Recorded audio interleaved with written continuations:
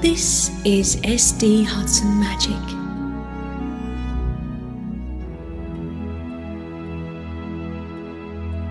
I'm delighted to be able to read for you Anne of Green Gables. This I consider to be my favourite story of all time. And even though I am English and not Canadian, I hope I will do this story justice.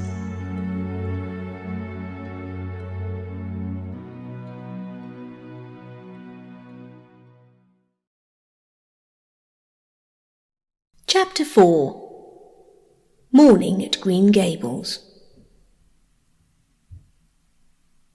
It was broad daylight when Anne awoke and sat up in bed, staring confusedly at the window through which a flood of cheery sunshine was pouring, and outside of which something white and feathery waved across glimpses of blue sky. For a moment she could not remember where she was. First came a delightful thrill as something very pleasant, then a horrible remembrance. This was Green Gables, and they didn't want her because she wasn't a boy. But it was morning, and yes, it was a cherry tree in full bloom outside of her window. With a bound she was out of bed and across the floor. She pushed up the sash. It went stiffly and creakily as if it hadn't been open for a long time, which was the case, and it stuck so tight that nothing was needed to hold it up. Anne dropped on her knees and gazed out into the June morning, her eyes glistening with delight. Oh, wasn't it beautiful? Wasn't it a lovely place? Suppose she wasn't really going to stay here? She would imagine she was. There was scope for imagination here. A huge cherry tree grew outside, so close that its boughs tapped against the house, and it was so thick set with blossoms that hardly a leaf was to be seen. On both sides of the house was a big orchard, one of apple trees and one of cherry trees, also showered over with blossoms, and their grass was all sprinkled with dandelions. In the garden below were lilac trees purple with flowers, and their dizzily sweet fragrance drifted up to the window on the morning wind. Below the garden, a green field lush with clover sloped down to the hollow where the brook ran, and where scores of white birches grew, upspringing airily out of an undergrowth suggestive of delightful possibilities in ferns and mosses and woodsy things generally. Beyond it was a hill, green and feathery with spruce and fir.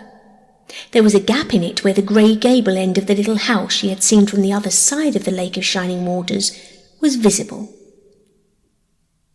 Off to the left were the big barns, and beyond them, way down over green, low-sloping fields, a sparkling blue glimpse of sea. Anne's beauty-loving eyes lingered on it all, taking everything greedily in. She had looked on so many unlovely places in her life, poor child, but this was as lovely as anything she had ever dreamed. She knelt there, close to everything but the loveliness around her, until she was startled by a hand on her shoulder. Marilla had come in, unheard by the small dreamer. "It's time you were dressed," she said curtly. Marilla really did not know how to talk to the child, and her uncomfortable ignorance made her crisp and curt when she did not mean to be. Anne stood up and drew a long breath. "Oh, isn't it wonderful?" she said, waving her hand comprehensively at the good world outside. "It's a big tree," said Marilla, "and it blooms great, but the fruit don't amount to much. Small and wormy." "Oh, I don't just mean the tree. Of course it's lovely. Yes, it's radiantly lovely. It blooms as if it meant it. But I meant everything. The garden, the orchard, the brook and the woods, the whole big dear world. Don't you feel as if you just love the world on a morning like this? And I can hear the brook laughing all the way up here. Have you ever noticed what cheerful things brooks are? They're always laughing. Even in winter time I've heard them under the ice. I'm so glad there's a brook near Green Gables. Perhaps you think it doesn't make any difference to me when you're not going to keep me, but it does. I should always like to remember that there is a brook at Green Gables, even if I never see it again. If there wasn't a brook, I'd be haunted by the uncomfortable feeling there ought to be one. I'm not in the depths of despair this morning. I never can be in the morning. Isn't it a splendid thing that there are mornings? But I feel very sad. I've just been imagining that it was really me you wanted after all, and that I was here to stay for ever and ever. It was a great comfort while it lasted. But the worst of imagining things is that the time comes when you have to stop, and that hurts. "You better get dressed and come downstairs and never mind your imaginings," said Marilla as soon as she could get a word in edgewise. "Breakfast is waiting. Wash your hands and comb your hair. Leave the window up and turn your bedclothes back over the foot of the bed. Be as smart as you can." Anne could evidently be smart to some purpose, for she was downstairs in 10 minutes' time with her clothes neatly on, her hair brushed and braided, her face washed, and a comfortable consciousness pervading her soul that she had fulfilled all Marilla's requirements. As a matter of fact, however, she had forgotten to turn back the bedclothes.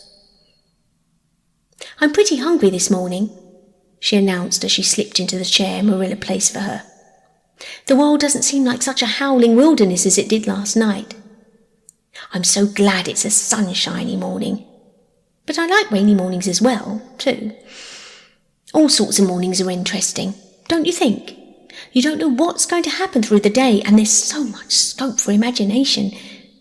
But I'm glad it's not rainy today, because it's easier to be cheerful and bear up under affliction on a sunshiny day.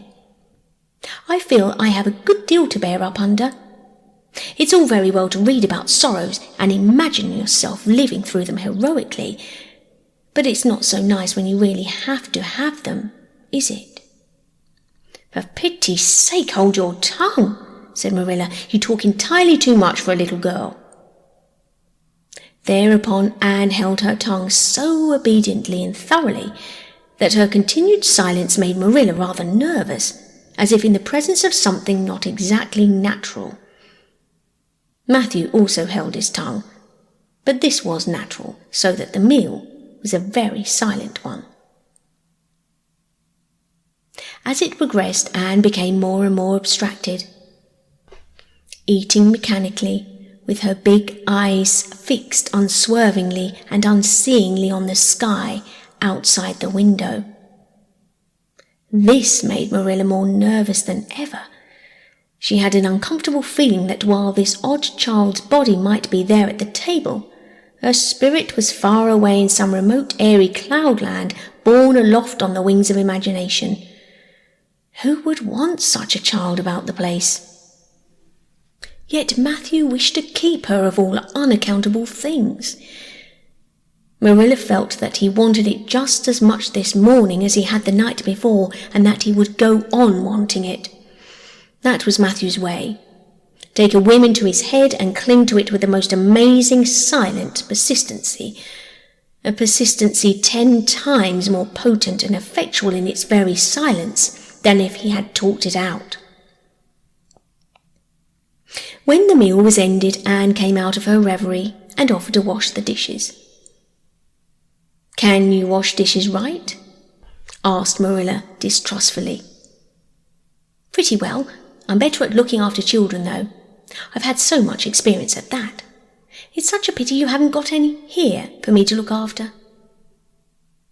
"I don't feel as if I wanted any more children to look after than I've got at present. You're problem enough in all conscience. What's to be done with you, I don't know.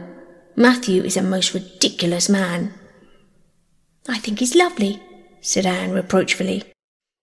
"He is so very sympathetic. He didn't mind how much I talked. He seemed to like it." I felt that he was a kindred spirit as soon as ever I saw him." "You're both queer enough if that's what you mean by kindred spirits," said Marilla with a sniff. "Yes, you may wash the dishes. Take plenty of hot water and be sure you dry them well. I've got enough to attend to this morning, for I'll have to drive over to White Sands in the afternoon and see Mrs. Spencer. You'll come with me and we'll settle what's to be done with you. After you finish the dishes, go upstairs and make your bed." Anne washed the dishes deftly enough, as Marilla, who kept a sharp eye on the process, discerned. Later on she made her bed, less successfully, for she had never learned the art of wrestling with a feather tick. But it was done somehow and smoothed down, and then Marilla, to get rid of her, told her she might go out of doors and amuse herself till dinner time. Anne flew to the door, face alight, eyes glowing. On the very threshold she stopped short, wheeled about, came back, and sat down by the table, light and glow as effectively blotted out as if someone had clapped an extinguisher on her. "What's the matter now?" demanded Marilla. "I don't dare go out," said Anne in the tone of a martyr relinquishing all earthly joys. "If I can't stay here, there's no use in my loving Green Gables, and if I go out there and get acquainted with all those trees and flowers and the orchard and the brook, I'll not be able to help loving it. It's hard enough now, so I won't make it any harder. I want to go out so much. Everything seems to be calling to me. Anne, Anne, come out to us. Anne, we want a playmate. But it's better not. There's no use in loving things if you have to be torn from them, is there? And it's so hard to keep from loving things, isn't it? That was why I was so glad when I thought I was going to live here. I thought I'd have so many things to love and nothing to hinder me. But that brief dream is over. I'm resigned to my fate now, so I don't think I'll go out for fear I'll get unresigned again. What is the name of that geranium on the windowsill, please?" "That's the apple-scented geranium." "Oh, I don't mean that sort of a name. I mean a name you give it yourself. Didn't you give it a name?" "May I give it one, then? May I call it... let me see. Bonnie would do. May I call it Bonnie while I'm here? Oh, do let me." "Goodness, I don't care. But where on earth is the sense of naming a geranium?" "Oh, I like things to have handles, even if they are only geraniums. It makes them seem more like people." "How do you know but that it hurts a geranium's feelings just to be called a geranium and nothing else?" "You wouldn't like to be called nothing but a woman all the time?" "Yes, I shall call it Bonnie. I named that cherry tree outside my bedroom window this morning. I called it Snow Queen because it was so white. Of course it won't always be in blossom, but one can imagine that it is, can't one?" "I never in all my life saw or heard anything to equal her," muttered Marilla, beating a retreat down to the cellar after potatoes. "She is kind of interesting, as Matthew says. I can feel already I'm wondering what on earth she'll say next. She'll be casting a spell over me too. She's cast it over Matthew. That look he gave me when he went out and said everything he said or hinted at last night over again. I wish he was like other men and would talk things out. A body could answer back then and argue him into reason. But what's to be done with a man who just looks?"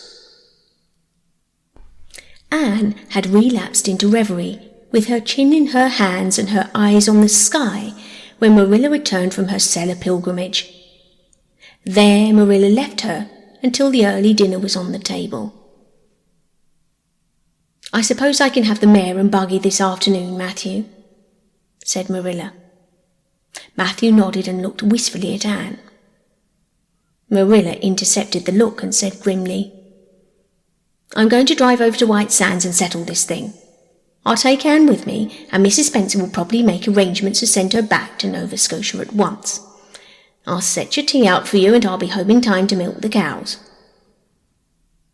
Still Matthew said nothing, and Marilla had a sense of having wasted words and breath.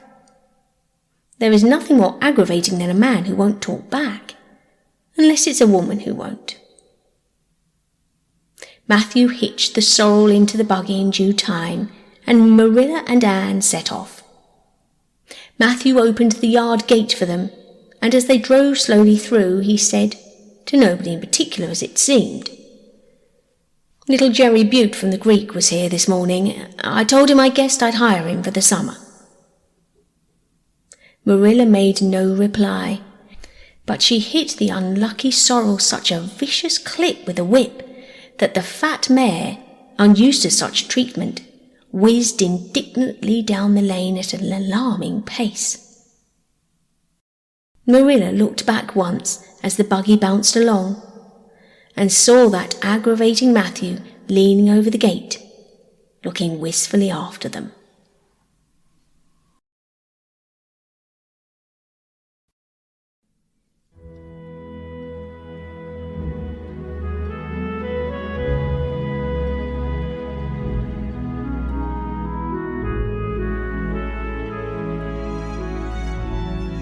I hope you enjoyed this chapter.